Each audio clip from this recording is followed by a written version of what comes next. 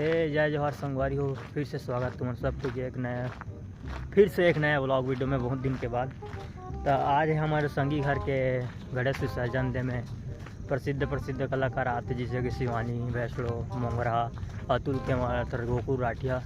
तो सबके माहौल ला दिखाए पर ही गदवा तो हम दिखाबो। फिलहाल अभी तो हम जॉगिंग टाइम में हम किसे यार तो अभी माहौल जमे के बाद दिखाबो तुम ला। बने रहा ब्लॉग वीडियो में। चैनल में नहीं हो तो चैनल कर दिया सब्सक्राइब। Let's go.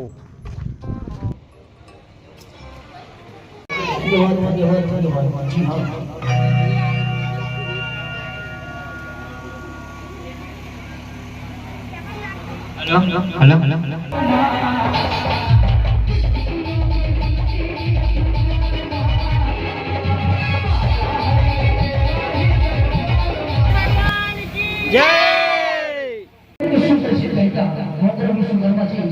आ गए हैं और कुछ ही देर में मोंगरा विश्वकर्मा जी के बारे में सुनेंगे।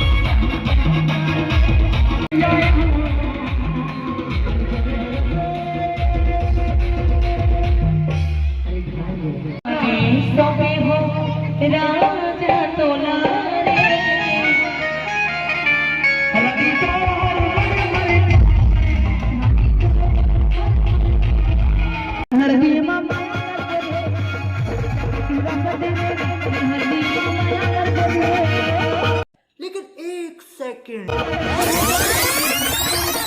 मोर लिट्टी करे पुर जी मोर नाम टेकारू मोर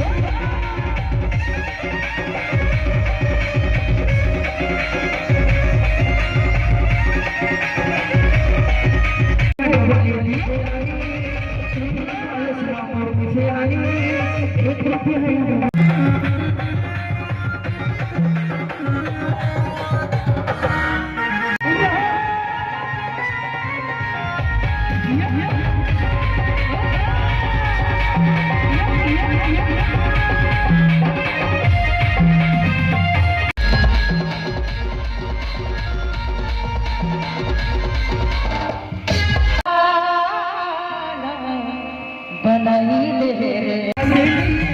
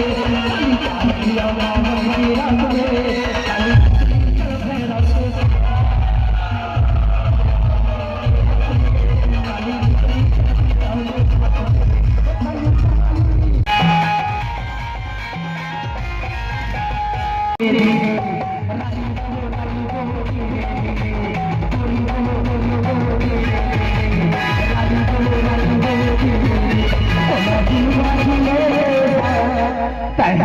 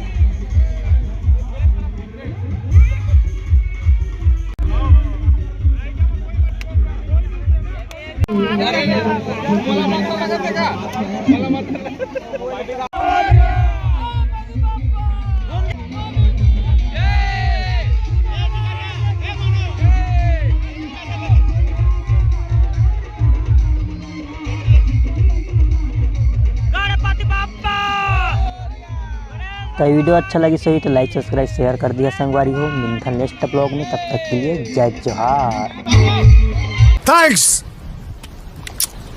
Love you.